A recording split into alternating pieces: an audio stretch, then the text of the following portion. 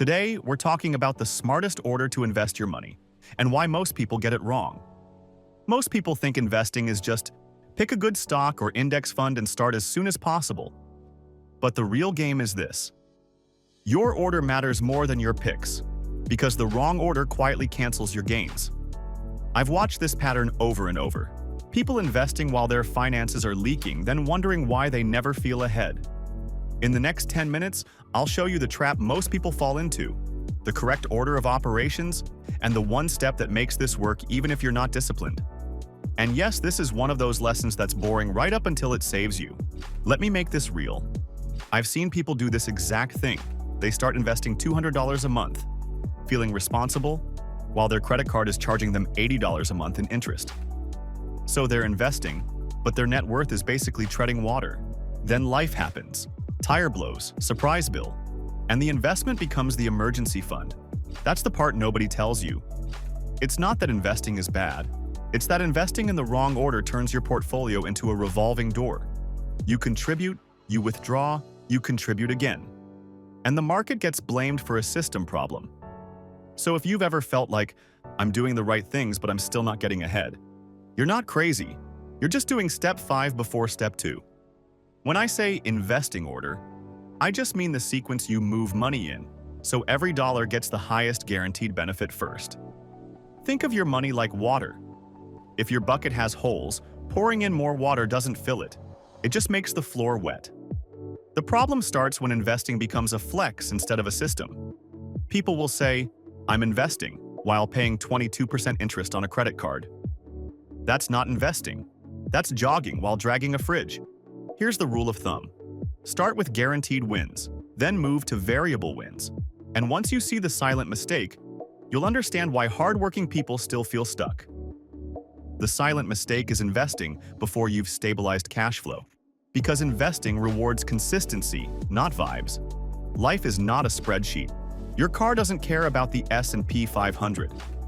When an emergency hits, people panic sell investments at the worst time, then blame investing. So the rule is simple. Stability comes before growth. Not forever, just first. Now let's build the actual order step by step.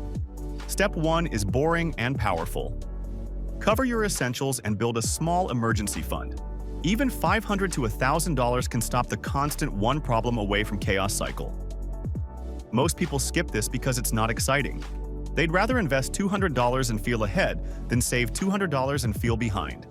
Same money, different ego. Your emergency fund isn't an investment. It's insurance against bad timing.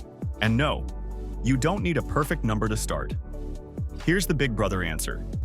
It depends on how fragile your life is right now. Level 1, $500 to $1,000. This is Stop the Bleeding. It covers small chaos so you don't reach for the credit card. Level 2, 1 month of essentials. Rent, food, gas, minimum payments.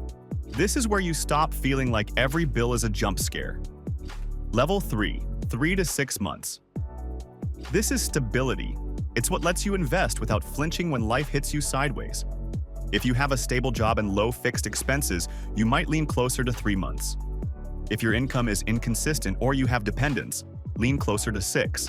And here's the key. The goal isn't to hoard cash forever. The goal is to build enough buffer so you don't sabotage your investments with emergency withdrawals. Step 2.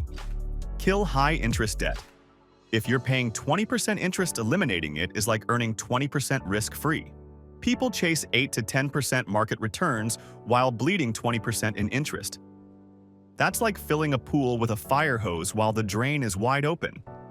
High-interest debt comes before investing with one important exception. Quick clarification.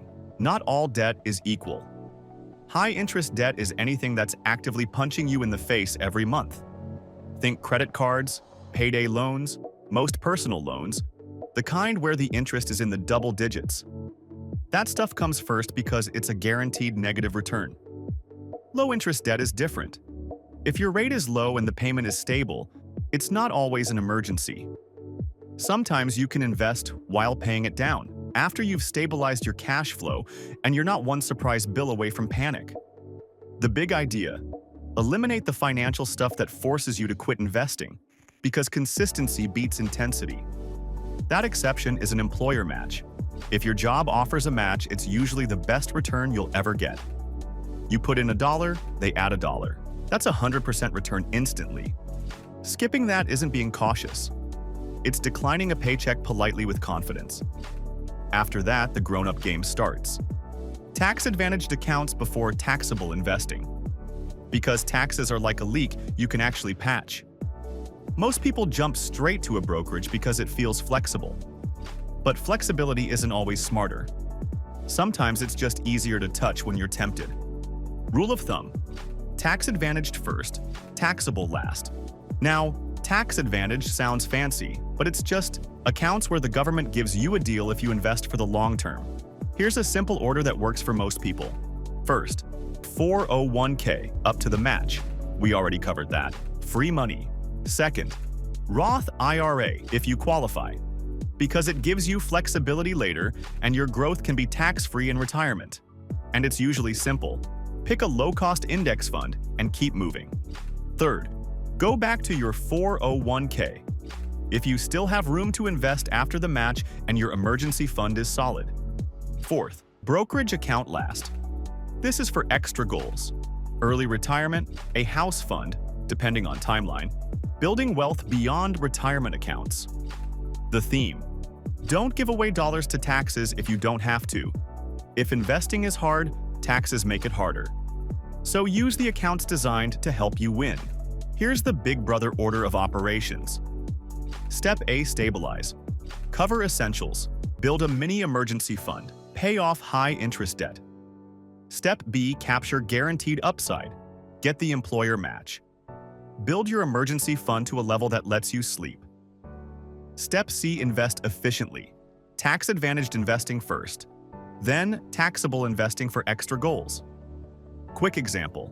If you have $300 a month and you invest it while carrying credit card debt at 20%, you're trying to earn 10 while losing 20.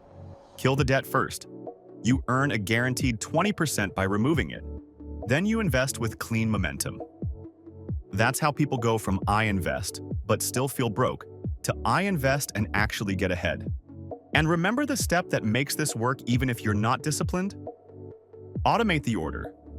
Most people try to rely on willpower. Willpower is a liar.